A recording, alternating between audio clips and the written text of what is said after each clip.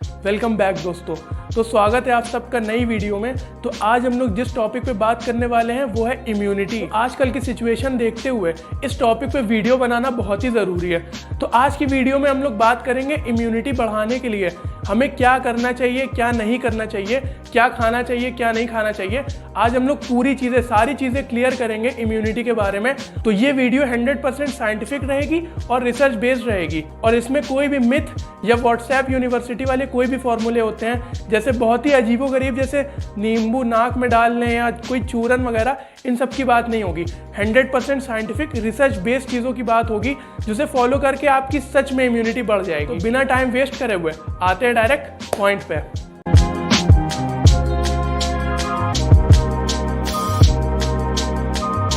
तो हमारा जो पहला पॉइंट है वो है SSS यानी स्लीप, स्टिमुलेंट एंड स्ट्रेस। तो सबसे पहले हम लोग बात करते हैं स्लीप की। तो sleep one of the basic factor है जो हमारी इम्यूनिटी को बढ़ाने के लिए बहुत ज़्यादा काम आने वाला है। तो जब हम लोग गहरी नींद में सो रहे होते हैं उस टाइम हमारी बॉडी इम्यून सेल्स को बूस्ट करती है और उसके साथ ही साथ जो भी डैमेज सेल होते हैं हमारी बॉडी में उसको भी रिपेयर करती है। तो जब हमारी नींद पूरी नहीं होती है, जब हम लोग अपनी स्लीप को मिस करते हैं, पूरी तरीके से सही से सो नहीं पाते हैं, हमारी नींद जब पूरी नहीं होती है तो हमारी बॉडी में एक चीज़ होती है कॉर्टिसोल, उसका लेवल जो है इंक्रीज हो जाता है। तो उसकी वजह से क्या होता है, हमारा इम्यून सिस्टम सप्रेस हो जाता है यानी हमारी इम्यूनिटी कम हो जाती है। तो जितना कॉर्टिसोल का लेवल बढ़ेगा उतनी कम हमारी इम्यूनिटी रहेगी। कॉर्टिसोल का लेवल जितना कम रहेगा उतनी ज़्यादा हमारी इम्यूनिटी बढ़ेगी। तो स्लीप पे हमको बहुत ज़्यादा फोकस करना है। एटलीस्ट 7 से 8 घंटे की अच्छी क्वालिटी की स्लीप तो हमें लेनी ही चाहिए ताकि हमारी बॉडी में कॉर्टिसोल का लेवल ना बढ़े और हमारी इम्यूनिटी हमेशा बढ़ी रहे। तो जो हमारा दूसरा एस है यानी स्टिमुलेंट, जैसे कैफीन हो गई।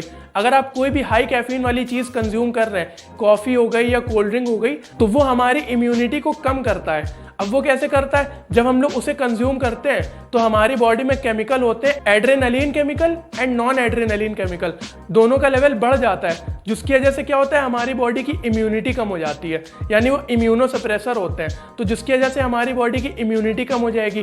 तो अगर आपको इम्यूनिटी बढ़ानी है तो स्टिमुलेंट को, कैफीन को कम से कम कंज्यूम करना चाहिए या हो सके तो ना ही करिए तो सबसे बेस्ट रहेगा। और जो हमारा तीसरा एस है यानी स्ट्रेस, तो हम लोग जितना ज़्यादा स्ट्रेस लेंगे हमारी बॉडी में उतना ही ज़्यादा कॉर्टिसोल का लेवल इंक्रीज होगा और वो हमारे इम्यून सिस्टम को सप्रेस करेगा यानी हमारी इम्यूनिटी को कम करेगा।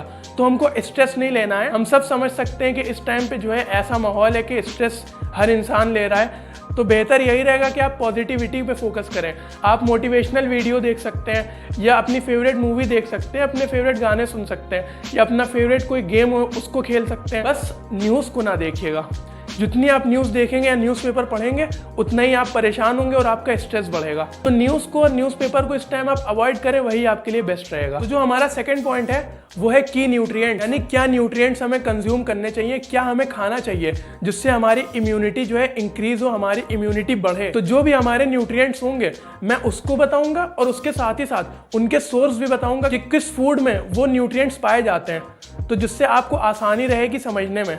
तो सबसे पहले जो न्यूट्रिएंट हमारा आता है वो है जिंक। तो जिंक जो होता है वो बहुत ज़्यादा इंपॉर्टेंट होता है हमारे इम्यून सेल्स के प्रोडक्शन के लिए, हमारे इम्यून सेल्स को बनाने के लिए बहुत ज़्यादा ज़रूरी होता है जिंक। तो जब भी हम लोग बीमार पड़ते हैं, जब भी हमें इन्फेक्शन होता है तो हमारे जिंक का जो लेवल होता है वो कम हो जाता है, तो जिसकी वजह से हमारी जो सिचुएशन होती है वो और ज़्यादा वर्स हो जाती है। तो जब इंसान के इन्फेक्शन होता है तो उस टाइम पे जिंक और विटामिन सी, ये 2 न्यूट्रिएंट्स बहुत ज़्यादा काम आते हैं सिचुएशन को सही करने के लिए। तो जिंक हमारे लिए बहुत ज़्यादा ज़रूरी है और कई सारे सप्लीमेंट्स भी आते हैं जिसमें जिंक और विटामिन सी का जो है कॉम्बिनेशन होता है। तो जो जिंक के हमारे सोर्सेस हैं वो 2 हिस्सों में डिवाइड है, एक में वेजिटेरियंस और एक में नॉन वेजिटेरियंस। तो सबसे पहले हम लोग नॉन वेजिटेरियंस की बात कर लेते हैं। तो जिंक जो नॉन वेजिटेरियन फूड्स में सबसे ज़्यादा पाया जाता है वो है मीट, स्पेशली रेड मीट हो गया, मटन हो गया या बीफ हो गया, और उसके साथ ही साथ फिश में भी बहुत ज़्यादा जिंक पाया जाता है और एग में भी जिंक का जो अमाउंट होता है वो अच्छा खासा होता है। और वेजिटेरियंस के लिए दाल हो गई, चना हो गया, छोले हो गए और नट्स हो गए हमारे, स्पेशली कैशू यानी जो काजू होता है, आलमंड यानी बादाम और पीनट यानी मूंगफली, और उसके साथ ही साथ मिल्क भी होता है जिसमें जिंक का अमाउंट अच्छा खासा होता है। तो आप ये फूड कंज्यूम कर सकते हैं। अगर आप नहीं खा पा रहे हैं तो जिंक प्लस विटामिन सी या फिर जिंक आप सप्लीमेंटेशन भी ले सकते हैं। तो जो हमारा दूसरा न्यूट्रिएंट है वो है vitamin C. In general vitamin C हमारा इम्यून सिस्टम हाई करने में बहुत ज्यादा हेल्प करता है। उसके साथ एंटीऑक्सीडेंट भी होता है विटामिन सी, और जो हमारे इम्यून सेल होते हैं वो विटामिन सी को अपने साथ कॉन्सेंट्रेट कर लेते हैं। तो जो हमारे विटामिन सी के सोर्सेस हैं वो है सिट्रस फ्रूट, यानी जैसे ऑरेंज हो गया या लेमन हो गया, इस तरह के जो भी फ्रूट्स होते हैं, फल होते हैं, उसमें विटामिन सी अच्छा खासा होता है। उसके साथ ही साथ कीवी हो गई, आंवला हो गया, उसमें तो बहुत ही ज्यादा विटामिन सी होता है आंवला में। अगर आपको वो मिल जाए तो वो सबसे बेस्ट रहेगा। उसके साथ ही साथ कुछ वेजिटेबल्स होती हैं जैसे ब्रोकली हो गई या बेल पेपर हो गया, जिसको हम लोग शिमला मिर्च भी कहते हैं। तो ये सब चीजें आप खाएंगे तो उसमें विटामिन सी अच्छा खासा होता है, आपको मिल जाएगा। तो जो हमारा थर्ड न्यूट्रिएंट है वो है विटामिन D3। तो विटामिन D3 हमारा इम्यून बूस्टर भी होता है और उसके साथ ही साथ इम्यून रेगुलेटर भी होता है, यानी हमारी इम्यूनिटी को बढ़ाता भी है और उसको रेगुलेट भी करता है। तो जब अगर किसी इंसान की तबीयत खराब होती है तो उसको विटामिन D दिया जाता है ताकि उसकी सिचुएशन और ज्यादा वर्स ना हो, उसकी तबीयत और ज्यादा न बिगड़ जाए। विटामिन D3 का one of the best source जो है हमारा वो एकदम फ्री है, सनशाइन, यानी जो धूप होती है वो। लेकिन इसका ये मतलब नहीं है कि आप भरी दोपहरी में 12-1 बजे की धूप खाने चले जाएं, उसमें तो आपका और ज़्यादा नुकसान हो जाएगा। अगर आपको धूप खानी है तो आप मॉर्निंग में या इवनिंग में, इन दो टाइम पे जो है आप बाहर निकलिए या छत की टेरेस पे चली जाइए। इस टाइम पे जो एकदम लाइट धूप होती है वो हमारे लिए बेस्ट रहती है।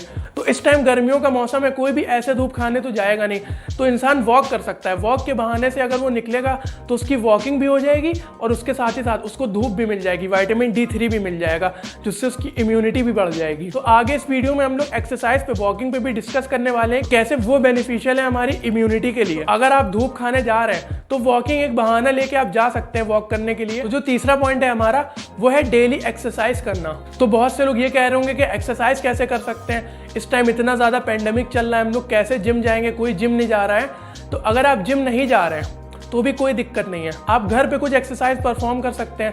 जैसे हमारे पुशअप्स हो गए, पुलअप्स हो गए, या स्क्वाट्स हो गई, या प्लैंक हो गया, या जंपिंग जैक्स हो गए। बहुत सारे ऐसे एक्सरसाइजेस हैं जो हम लोग फ्री वेट करते हैं, जिसमें हम लोगों को कोई वेट की जरूरत ही नहीं पड़ती है। उसके साथ ही साथ one of the easiest exercise जो है हमारी वो है वॉकिंग। बहुत से लोग वॉकिंग को जो है एक्सरसाइज में काउंट ही नहीं करते, बल्कि साइंटिफिकली प्रूव्ड है कि वॉकिंग एक्सरसाइज में ही आती है हमारी। और रिसर्च में ये भी देखा गया है कि वॉक करने से, एटलीस्ट आधा घंटा वॉक करने से हमारे वाइट ब्लड सेल्स का लेवल इंक्रीज हो जाता है, जिससे हमारी इम्यूनिटी बढ़ती है। तो अगर आप आधा घंटा वॉक कर रहे हैं तो आपकी इम्यूनिटी बढ़ेगी, आपके वाइट ब्लड सेल्स का लेवल इंक्रीज होगा और आपकी इम्यूनिटी बढ़ेगी।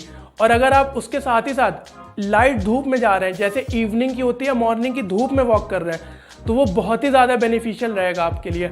उसमें आपको विटामिन D3 भी मिलेगा और उसके साथ ही साथ आप वॉक भी कर रहे हैं, यानी दो तरीकों से आपकी इम्यूनिटी बढ़ेगी। तो जो हमारा चौथा पॉइंट है वो है इम्यूनिटी बूस्टर, यानी ऐसी चीज जो हमारी इम्यूनिटी को बूस्ट करे, हमारी इम्यूनिटी को और ज्यादा बढ़ा दे। तो उसमें आता है हमारा प्रोबायोटिक।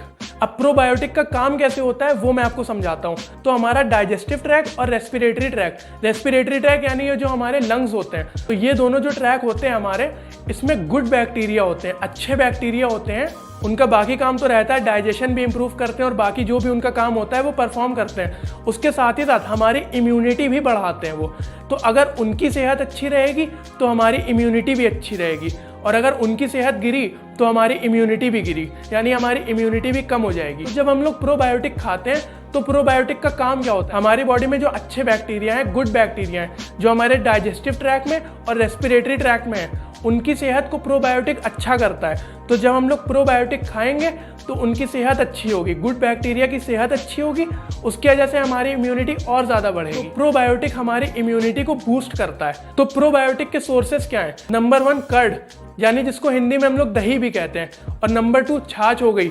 और अगर आप सप्लीमेंट लेना चाहते हैं प्रोबायोटिक का, तो एक प्रोबायोटिक काफी ज्यादा पॉपुलर है यहाँ इंडियन मार्केट में, जिसका नाम है याकुल। तो इन 4 पॉइंट्स में ये तो कवर हो गया कि हमको क्या खाना है और क्या करना है इम्यूनिटी को बढ़ाने के लिए। बट हमें अभी ये नहीं पता है कि हमें क्या चीज नहीं खानी है जो हमारी इम्यूनिटी को खराब कर दे। तो जो हमारा 5th पॉइंट है वो इम्यूनोसप्रेसर है, यानी वो चीज जो हमारी इम्यूनिटी को कम करती है, हमारी इम्यूनिटी को घटाती है। जो हमारा इम्यूनोसप्रेसर है, जो हमारी इम्यूनिटी को कम करेगा, वो है शुगर और प्रोसेस फूड, वो भी शुगर वाले, जैसे पेस्ट्री हो गई, मिठाई हो गई, डोनट्स हो गए, या कोई भी ऐसी चीज़ जिसमें शुगर हो, और स्पेशली सोडा हो गया या हमारी कोल्ड ड्रिंक हो गई, तो कोल्ड ड्रिंक तो बहुत ही ज़्यादा ख़राब है हमारे लिए। एक तो उसमें कैफीन है, वो भी इम्यूनोसप्रेसर, और उसके साथ ही साथ इसमें शुगर है, वो भी इम्यूनोसप्रेसर। यानी कोल्ड ड्रिंक अगर आप पी रहे हैं तो आपकी इम्यूनिटी काफ़ी ज़्यादा कम हो जाएगी। कैफीन और शुगर ये दो ऐसी चीज़ें हैं जो हमारी इम्यूनिटी को कम करती हैं। तो फोकस यही करें कि कैफीन और शुगर इन दो चीज़ों को ज़्यादा से ज़्यादा हो सके तो अवॉइड करें। तो दोस्तों आज के लिए बस इतना ही। अगर आपको ये वीडियो हेल्पफुल लगी हो तो लाइक दे दीजिएगा, मेरे चैनल को सब्सक्राइब कर दीजिएगा, और मेरी रिक्वेस्ट है आप सबसे इस वीडियो को ज़्यादा से ज़्यादा शेयर करें। और अगर आप चाहें तो मुझे इंस्टाग्राम पे भी फॉलो कर सकते हैं। तो अब मुलाकात होती है हमारी अगली वीडियो में, तब तक के लिए कीप हसलिंग।